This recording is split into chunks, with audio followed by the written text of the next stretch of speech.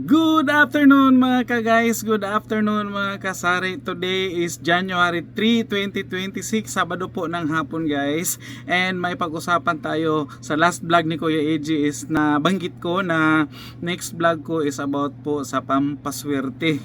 Pampaswerte o paano ba natin ma-attract ang swerte ngayong taong 2026. Marami po tayong preparation bago mag New Year's Eve is meron tayong maraming prutas na lingin-lingin. Makipagdumugan or makipagdutdutan tayo sa palengke para po makabili ng prutas na lingin-lingin. Ayan po, and meron tayong nilalagay na dahon sa paminta, meron tayong itlog, meron tayong bigas, meron tayong mga kapirahan nilalagay natin sa bigas at sa itlog.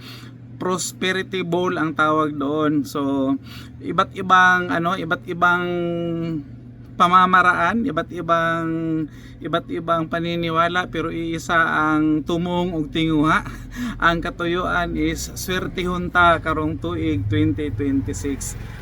Wala pong wala pong masama kung maniniwala tayo, and doon sa mga hindi naniniwala hayaan na natin sila, pero sa amin ginagawa din namin yan guys. Pero ang isi-share ni Kuya AG ngayon is paano ba talaga natin ma-attract ang swerte sa ating negosyo at sa ating pamumuhay bilang mga negosyante, bilang mga kasari, and paano ba talaga natin mapapalago at swertihin tayo sa ating pagninegosyo at sa ating pamumuhay. Madali lang po siya guys, tested and proven po. Kailangan natin pabalik-balik sipag at tiyaga, kailangan hardworking ka, kailangan kung may effort ka, dublihin mo yung effort mo ngayong taong 2026. And kung naglagay ka ng kung determinado kang umasinso, determinado kang swertihin, kailangan mong pag-ibayuhin lahat ng mga ginagawa mo sa 2025 is dublihin or triplihin mo pang lalo para lalo kang swertihin. Pero ang pinaka talaga guys, ang pinakabuod po talaga is meron kang paniniwala sa Diyos at nagdarasal ka din, at saka huwag kang mang-apak ng tao or huwag kang manglamang ng tao. Lumaban tayo ng patas sa pamamagitan ng pagninegosyo na marangal or pagtatrabaho na marangal. And higit sa lahat guys, kailangan kung may utang ka, bayaran mo. Mas mabilis ang pag-asinso, mas smooth ang takbo ng negosyo mo kung meron kang pagkakautang na hindi mo tinakbuhan. Kahit punuin mo pa ang bahay mo ng prutas na lingin-lingin at kahit ano pang gawin mo doon sa mga preparations mo sa prosperity bowl, kung kahit na ilang prosperity bowl pa yung gagawin mo, kung hindi ka magtatrabaho at hindi mo doblihin ang effort mo, is hindi ka asinso.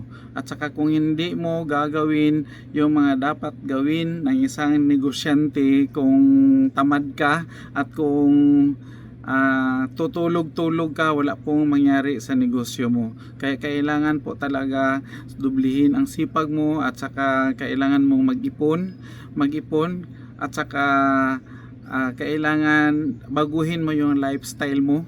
Last na taon 2025, kung gastador ka, minusan mo yung paggasta mo ngayong taon para makaipon ka. At saka kung susugal ka, stop mo yung sugal mo. Kung sugarol ka, minimize mo. Kung hindi mo ma-stop, i-minimize mo. Kung barkadista ka, last year is kailangan mong, pwede namang magbarkada, wag lang sobra, pero need mo talagang i-minimize. Focus ka sa business mo, focus ka sa family mo, para mapaglaanan mo or mapagtuunan mo maigi ang iyong negosyo, nang sa ganon ikaw ay umasinso at ma-attract mo lalo ang swerte sa negosyo at swerte sa buhay mo.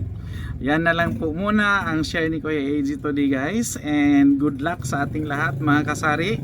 At saka I hope na may natutunan kayo at may na-impart ako sa inyo. Kahit yung iba dyan is alam na nila yung mga pinagyayaw ni Kuya AG, and I hope na-remind kayo or na-refresh yung mga ninyo, mga puso at utak ninyo sa pamamagitan ng yaw-yaw ni Kuya AG.